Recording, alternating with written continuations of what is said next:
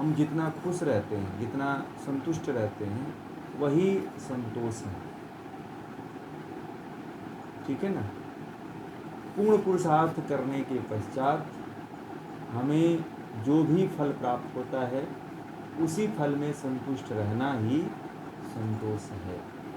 अब इसको व्यवहारिकता में कैसे हम करेंगे, बात ये आती है। ये तो चलिए ऋषियों ने एक सैद्धांतिक रूप से एक सिद्धांत बना दिया कि आपको इस तरह से करना चाहिए।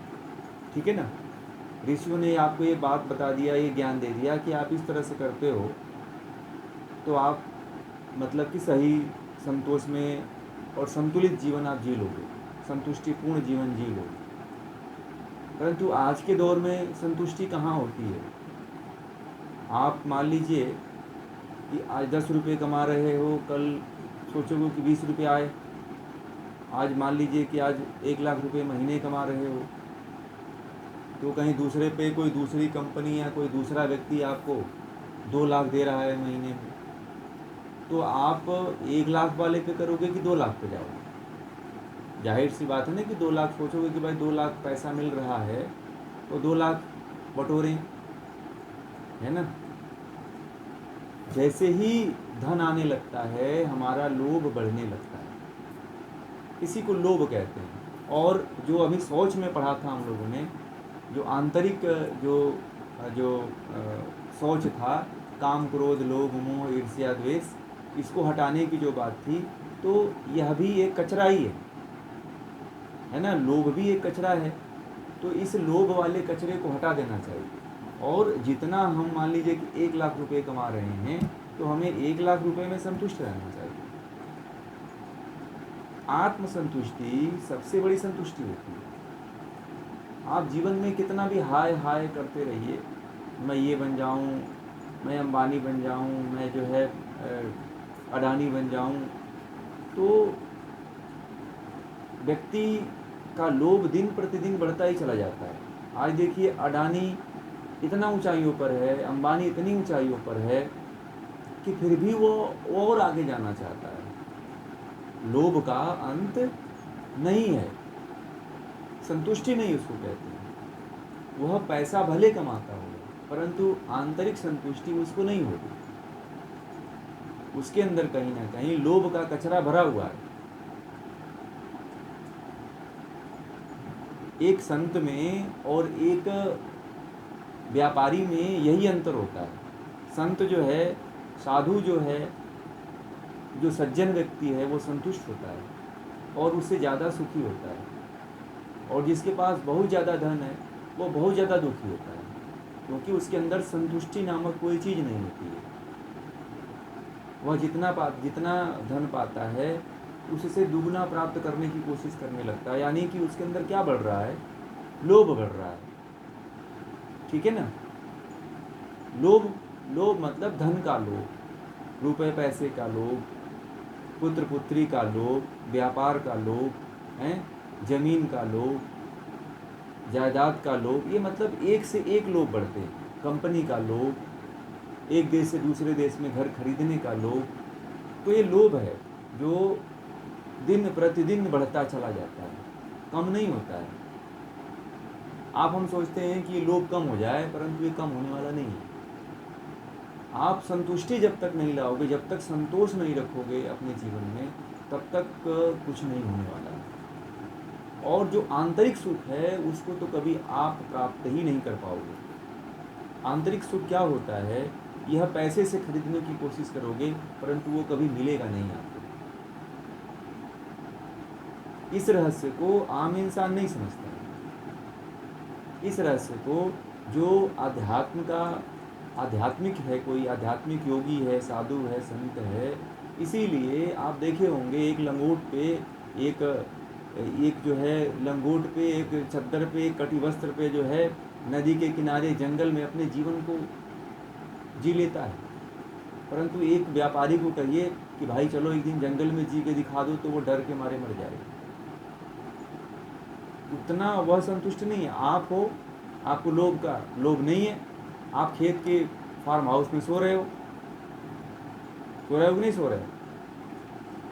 भाई व्यापारी होता तो सोचता कि भाई हमें तो अगर मैं फार्म हाउस में सोऊंगा तो कोई आएगा और मुझे मार देगा, क्योंकि मेरा इतना धन है, और मुझे ही मार देगा तो मेरा धन तो छीन ही लेगा वो, है कि नहीं। जिसके पास जितना धन रहता है वह उतना ही जो है लोभ में फंसता चला जाता है, और वह इतना लोभ में फंसता चला जाता है कि एक दिन उसका इस लोभ के कारण ही उसकी मृत्यु हो जाती है। और लोग कहते हैं कि वो स्वर्ग को प्राप्त हो गया, ईश्वर का प्यारा हो गया। अरे ईश्वर का प्यारा नहीं हुआ वो। जितने भी सेठ महाजन मरते हैं वो सब लोभ में मरते हैं, उनके मन में वही विचार चलता रहता है, क्योंकि उनको संतुष्टि तो होती ही नहीं है। उनको तो मरते दम तक अपने व्यापार की चिंता रहती है। इसमें बहुत से हैं लोग जो संतुष्ट हो जाते हैं, व्यापारियों में भी, परंतु बहुत से ऐसे लोग हैं जो व्यापार करते हुए भी अपने जीवन को व्यापार में ही लगाए रखते हैं। जीवन के अंतिम समय में भी लोग व्यापार करते हैं और कहते हैं कि खाली बैठने से बढ़िया एक व्यापार करो, ये नाम दे देते हैं, परंतु उनको इंटरेस्ट तो पहले वाला ही है। ठीक है, आपको बता दें, लोग कहते हैं ना कि खाली बैठने से अच्छा है कि अपना काम करो, परंतु लोभ तो उनको पहले वाला ही। अगर उनसे आप कुछ 1 रुपया मांग करके देखो, तो यदि आप उनसे 5 रुपये उधार मांग के देखो और बोलें कि 5 रुपया उधार मैं आपको ब्याज पे दूंगा, तो आप उनसे बोल दीजिएगा कि आप उनको उसका पैसा 5 रुपया लौटाने गए सूद सहित, तो यदि कहेंगे आप कि भैया 1 दिन का आप माफ़ कर दो सूद, तो वह व्यक्ति बुजुर्ग है, धार्मिक भी है, तब भी आपका 1 रुपये नहीं माफ़ करेगा। कहेगा कि नहीं, धंधा तो धंधा होता है, इसमें आपका हम 1 रुपये भी नहीं छोड़ेंगे, चाहे क्यों ना वो अंतिम सांस ले रहा है, फिर भी वो व्यापार में और लोगों में अपना लोभता दिखाई देती है। ये होता है, व्यक्ति लोभ से मरता है। लोग कहते हैं कि बहुत नेक कार्य किया है, नेक दिली का कार्य किया और बहुत अच्छा व्यक्ति था, परंतु वो मर किस लिए रहा? वह मर तो उसी विचार को लेके मर रहा है जिस विचार से व्यक्ति को छूटना चाहिए, है कि नहीं। उसके अंदर संतुष्टि नाम भी, मरते दम तक भी संतुष्ट नहीं हुआ वो व्यक्ति, और संतोष में अपने जीवन को जिया ही नहीं, इसलिए उसकी मृत्यु हो रही है। और अगले जन्म में भी वह लोभी ही होगा, क्योंकि वह लोभ लेकर के मर रहा है। जो व्यक्ति जिस दृष्टि और जिस भावना को लेकर मरता है वह व्यक्ति वही होता है। हम लोग जो है क्रांतिकारी विचारधारा के इसलिए हैं कि हम लोग पूर्व जन्म के जो है भटके हुए क्रांतिकारी हैं, क्योंकि देश के लिए, राष्ट्र के लिए हम लोगों ने प्राण गंवाया है। राजू भाई कहते थे कि भटके हुए क्रांतिकारी हम लोग, क्योंकि वही भावना लेकर के हम लोगों ने, राष्ट्र की भावना लेकर के मरे थे। इसीलिए आज इस उम्र में जो है राष्ट्र को लेकर के खून जो है उबाल मारता रहता है। देखा है आपने? ये क्यों होता है? क्योंकि आपकी जो मृत्यु हुई है वह पूर्व जन्म में राष्ट्र को लेकर के ही हुई है। इसीलिए इस जन्म में आप राष्ट्र की बात करते हो, देश के बारे में सोचते हो, लोगों के बारे में सोचते हो। और रुपए पैसे वाला व्यक्ति को देखिएगा, वह रुपए पैसे के कमाने के लिए ही सोचता है। और जो व्यक्ति स्त्री के पीछे मर गया, वह व्यक्ति देखिएगा आज भी स्त्री के पीछे ही लगा हुआ है। यह जैसे व्यक्ति जिस भावना को लेकर के मरता है वही भावना को लेकर के जन्म भी लेता है। और जो व्यक्ति संतुष्ट हो गया वह व्यक्ति पुनः संसार में नहीं आता, वह तो आत्म तत्व को प्राप्त कर लेता है। जिसके अंदर लोभ नहीं रहेगा वही तो परमात्मा तक पहुंचेगा। अब जिसके अंदर लोभ है, काम है, क्रोध है, ईर्ष्या है, द्वेष है, घृणा है, वह व्यक्ति के अंदर तो कचरा पहले से था और बढ़ गया, तो उसके तो मुक्त होने का कोई चांस ही नहीं है कि नहीं। तो संतोष अपने जीवन में लाना जरूरी है, संतुष्ट होना जरूरी है व्यक्ति को। जो व्यक्ति संतुष्ट नहीं हो पाता है वह जीवन में कहीं भी नहीं जा पाता है। इसीलिए किसी भी कार्य में संतुष्ट होना जरूरी है। यदि हम कोई धंधा कर रहे हैं, कोई कार्य कर रहे हैं, तो उसमें भी संतुष्टि होना चाहिए कि मैं राष्ट्र का कार्य कर रहा हूँ, मेरा काम सही है, मैं इसमें संतुष्ट हूँ। ये नहीं कि आप राष्ट्र का कार्य कर रहे हो और कोई कह दे कि अंकित भाई चलो थोड़ा सा जो है ना एक फिल्म बना लेते हैं, मूवी, तो अंकित भाई जो है फिल्म बनाने लगे। तो फिल्म में जैसे ही गए तो उनको एक फिल्म बनाए और उनको करोड़ों रुपए का फ़ायदा हुआ। फिर अब करोड़ों रुपए का जब लोभ बढ़ा तो फिर भाई फिर एक और फिल्म निकालेंगे, हैं? तो सोचेंगे कि इस बार जो है ये साइकिल, लोभ का साइकिल बढ़ता है, मतलब कि मल्टीपल एक्शन में बढ़ता है, गुणात्मक क्रम में बढ़ता है। इसको कहते हैं ना कि जो लोभ होता है वह गुणात्मक क्रम में बढ़ता है, माने कि मल्टीपल रूप में बढ़ता है, ठीक है ना? ऐसे बढ़ता है लोभ। लोभ जब आ जाता है व्यक्ति के अंदर, या काम आ जाता है, तो काम भी ऐसे ही बढ़ता है। मान लीजिए किसी व्यक्ति ने एक लड़की से संपर्क कर लिया ना, जो व्यक्ति लंपट होता है ना, लंपट का मतलब कि स्त्रियों से संबंध रखने वाला, संपर्क बनाने वाला, संभोग करने वाला, एक स्त्री से जो संपर्क करता है वो हजारों स्त्रियों से बना लेता है, क्योंकि काम की प्रवृत्ति बढ़ती है। जो एक स्त्री से संबंध बनाता है वह पुरुष जो है एक स्त्री से नहीं, हजारों, 100-50 स्त्रियों से संपर्क बना लेता है, उसकी आदत होती है, क्योंकि कामी व्यक्ति को केवल काम ही दिखाई देता है, उसको केवल काम ही दिखाई देता है। एक व्यक्ति मिला, उसने कहा कि मैं अपने जीवन में जो है उसकी उम्र जो है करीब 37 साल थी, और एक हमारे मित्र थे वो बता रहे थे कि एक ऐसा व्यक्ति मुझे जीवन में मिला था, यहीं का था, हिमाचल प्रदेश का था। उसने बोला कि मैं अपने जीवन में करीब 70 महिलाओं से संपर्क बना चुका हूँ, और 70 महिलाओं से मेरा संपर्क है अभी।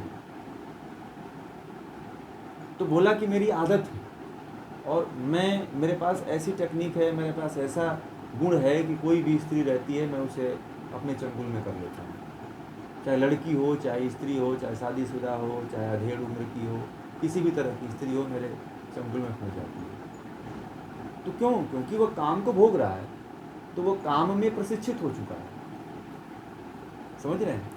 वह उसी काम में प्रशिक्षित हो चुका है, वह अभ्यस्त हो चुका है, तो उसको कोई मतलब कि ज़्यादा मेहनत नहीं करनी पड़ती है। इसी तरह ईर्ष्या करने वाला व्यक्ति हर व्यक्ति से ईर्ष्या करता है। ईर्ष्या करने वाले व्यक्ति को देखिएगा, वह एक व्यक्ति से ईर्ष्या नहीं करता। आप कहेंगे कि वह एक व्यक्ति से ईर्ष्या करता है, वह एक व्यक्ति से नहीं करता है। जो ईर्ष्या करने वाला होता है उसके सामने किसी भी व्यक्ति को लाके खड़ा कर दीजिए तो उसकी बुराई ही करता है, वो जलता ही है उसको देख कर। जैसे कुत्ते को देखा है आपने, कुत्ते को देखा है, अगर कुत्ता आपके गली का है, उसके सामने दूसरे कुत्ते को लाके खड़ा कर दीजिए, लड़ाई हो जाएगी, उसको काट करके मार डालेंगे आपस में, जब तक कि वो कुत्ता भागता नहीं उसके एरिया से, ठीक है? ऐसे ही है, ईर्ष्या जो यदि एक व्यक्ति से होती है तो हजारों व्यक्तियों से हो जाती है, उसका नज़रिया बदल जाता है, उसकी दृष्टि बदल जाती है, वह किसी को भी देखता है तो ईर्ष्या की दृष्टि से ही देखता है, उसके अंदर कुछ अच्छाई दिखती ही नहीं। जैसे मान लीजिए आपको देखा, आप ये ज्ञान का स्वाध्याय कर रहे हो, ज्ञान सीख रहे हो, तो दूसरा वो जो व्यक्ति है तो कहेगा अरे बेकार का आदमी है ये, ठीक है? अगर मेरे बारे में कुछ जानता है तो बोलेगा कि बहुत गंदा आदमी है, ठीक है? उसकी प्रवृत्ति है किसी के बारे में बुराई निकालना, किसी के बारे में खोज करके बुराई निकालना। जो जलने वाला होता है वह किसी दूसरे से के सामने वह प्रेजेंट करता है कि ये व्यक्ति ऐसा है, या बुरा है, या ऐसा है, वह ऐसा है। तो बुरा देखने वाला व्यक्ति हमेशा बुरा ही देखता है, और मोह करने वाला व्यक्ति हमें सबसे मोह कर लेता है। आपने देखा होगा, स्त्रियों को देखा होगा कि किसी के घर कोई मर जाता है ना, तो किसी घर स्त्रियां अगर रोने चली जाती हैं, कोई रोती रहती है कोई स्त्री, तो आपके घर की भी स्त्री यदि वहाँ जाती है तो वो भी देख करके रोने लगती है, भावुक हो जाती है। तो मोह जो है, मोह के कारण वो जो है, जो नहीं वो बाकी लोगों के कारण नहीं रोती है, उसके मूल में जाइए, वह जो है, जो स्त्री रोती है वो मोह के कारण रोती है। जैसे मान लीजिए कि कोई विदाई हो रही, कोई लड़की है, उसकी शादी हुई, उसकी विदाई हो रही है, आप फिल्म में भी देखोगे ना, आप फिल्म में देखोगे, सीरियल में देखोगे कि किसी लड़की की विदाई हो रही है, तो उसको देख करके भी आपके अंदर आंसू आ जाते हैं। क्यों? क्योंकि वो फिल्म से आपका मोह हो गया। तो वो इतना भावुक, जो मोह जिसके अंदर ज़्यादा होता है वह व्यक्ति भावुक ज़्यादा होता है। वह व्यक्ति इतना भावुक होता है कि हर किसी से संपर्क बना लेता है, संबंध बना लेता है, रिलेशन बना लेता है और नज़दीकियाँ बना लेता है। जैसे किसी व्यक्ति को देखा होगा कि 2 मिनट नहीं लगता है, वो आपसे बहुत गहरा हो जाता है, नज़दीक हो जाता है। क्यों? क्योंकि उसके अंदर मोह ज़्यादा होता है। ठीक है? मोह के कारण एक दूसरे से व्यक्ति संपर्क जो है, संबंध जल्दी बना लेता है और जल्दी एक दूसरे से जुड़ने की कोशिश करता है। यह मोह के कारण ही होता है। मोह ऐसी चीज़ होता है कि मोह के कारण ही व्यक्ति एक दूसरे से संबंध बनाता है और एक दूसरे से जुड़ता है। मोह ऐसी चीज़ है। मोह न रहे तो व्यक्ति एक दूसरे से नज़दीकियाँ नहीं बनाएगा, एक दूसरे से जुड़ने की कोशिश नहीं करेगा।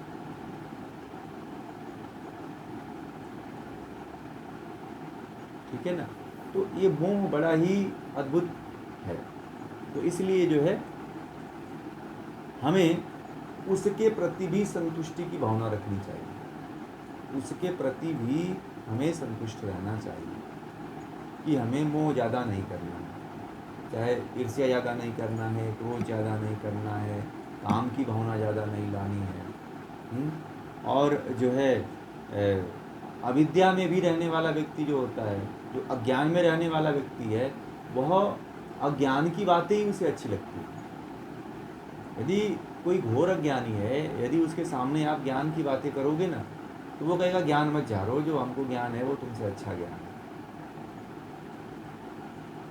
तो उसे अज्ञानता की बात यदि उसके सामने करोगे तो उसको एक्सेप्ट कर लेगा।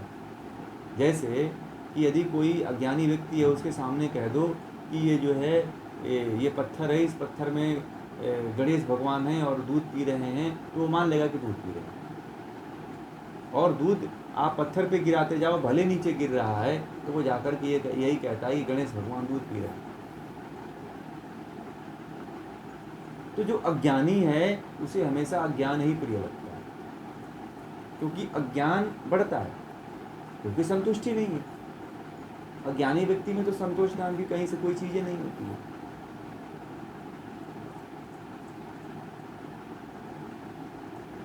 ठीक है ना? तो ये है संतोष। तो फिर अब यही रह